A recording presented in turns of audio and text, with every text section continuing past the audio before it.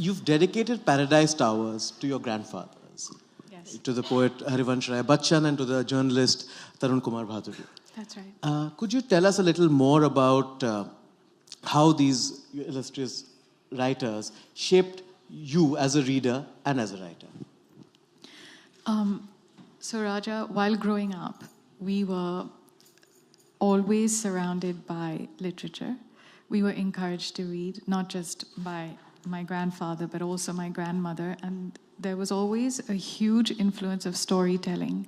Every night before we went to bed, my grandparents lived with us, and my brother and me would go to our dadi's room, and we would spend an hour there, and she would tell us stories, orally, of course. And we would be fascinated and ask for more, and she would continue to tell us stories till it was time to get to bed. And we grew up with a very strong influence of that. So it was a lot about storytelling. My grandfather on every birthday wrote us a poem to each of his 6 grandchildren on their separate birthdays as a gift. And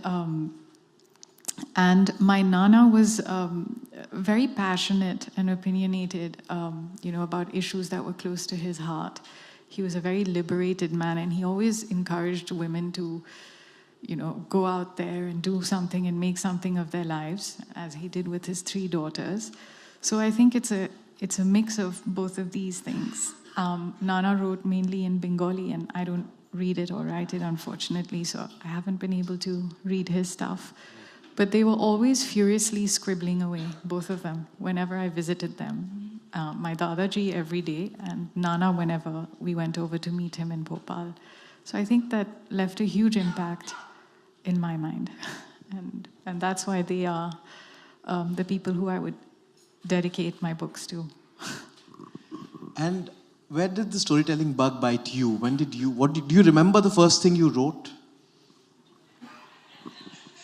The first things I actually remember writing were get well soon cards to my father when he was recuperating after his accident on the sets of Coolie. We weren't allowed to visit him, but every Friday we would sit down and make cards. So we would write him little reassuring cards, telling him that don't worry, we're fine, we're studying hard, and get well soon and come home soon. So that's the first thing I remember writing. And the idea of storytelling, just getting into the fact that, did you enjoy writing from that point on? I've always enjoyed writing, but for myself, it's very daunting writing for others. You always like what you write. You can't say that about other people. And I was always the eldest of the bunch, and I was always telling stories to all my younger cousins and my brother. So I think maybe that's where it came from. And who were your favorite writers growing up? Who were the influences on Paradise Towers, so to speak? Well, Jane Austen, because her characters were so vivid and so funny and just so precise. Even though we don't live in that age, she's fleshed them out so well that, you know these people, you've seen these people, their little quirks, their foibles, their, little tics, as you would say. So she would be one of my hugest influences. And Dickens, he's done the same with his. Right. Writers that have stayed timeless, yes. Really. Yes. It's also exciting that you've made your debut with not just a novel, but a book of humor, which is rarer. We don't see that many fresh, funny voices. I think Udayan would back me up on that. And, this is exciting. Why did you choose humor? Actually, it wasn't intentional. Okay. But if you look around you, when you live in a city like Bombay, there's so many funny things going on, and just so quaint and particular to Indians. And they have a wonderful way of doing the ordinary things, but just infusing them with a lot of quirks, which I find really entertaining. And I didn't intend to make it funny. It was just the way they were written. And it just happened to be funny.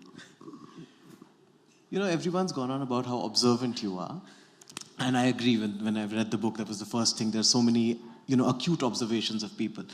But I'm mystified about how you can get to observe these people, because the residents of this Paradise Towers, which is like this, ambitiously named perfect building, which is imperfect residence, it's a world very different from the world you occupy. And you don't have very much anonymity to go on the street and observe people. So how do you come up with these characters? As everyone has said repeatedly, I've always been a very shy child, and growing up I've been very shy too, so it always meant I was in the background, and there was always so much going on around the members of my family, different people who would come and visit, whether it was Diwali or Holi or birthdays, and it gave me a chance to observe people and the way they behave, their body language, but peculiar traits they would have. And these things always stayed in my mind, and they found their way onto paper in Paradise Towers. Truman Capote once said that all literature is gossip. And you seem to have taken that a lot to heart. A lot of this is about what people are whispering about other people, and the idea of, changing degrees of perception. So, is that the kind of book you like reading as well? Is this more juicier narrative? Is that your kind of style? It's not only the kind of book I like reading, but again, huge influences from when you read anything by Jane Austen. She always has, there's some kind of internal dialogue going on, specifically between the women. And it's funny and it's engaging, and I think it draws you into the book, and it sort of familiarizes you with the characters, because they're doing human things. They're not supernatural. They're doing human things that you relate to and you do. So I think that's why, it's there. This is a book that is a little more complicated than it seems. When you pick it up, it starts out, it's very fresh and frothy. I would call it like, this is a mimosa with too much champagne. It's very bubbly, but it packs more of a kick than you might expect. It delves into depth, and it delves into human frailty, and there is insecurity in the characters. So I'm curious to know, what was your genesis for this? What was your starting germ that made you think, I will write a book about this building and these people? People have always fascinated me.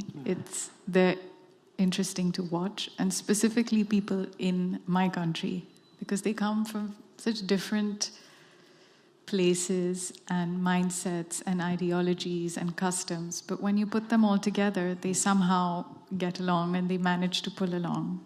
And that's always fascinated me. It's just such a country teeming with, people with different characters and characteristics, also a lot of stereotypes. But sometimes they rise above them, and but more than often they succumb to them. Sure. And that in itself is so entertaining for me. Yeah, it's fascinating.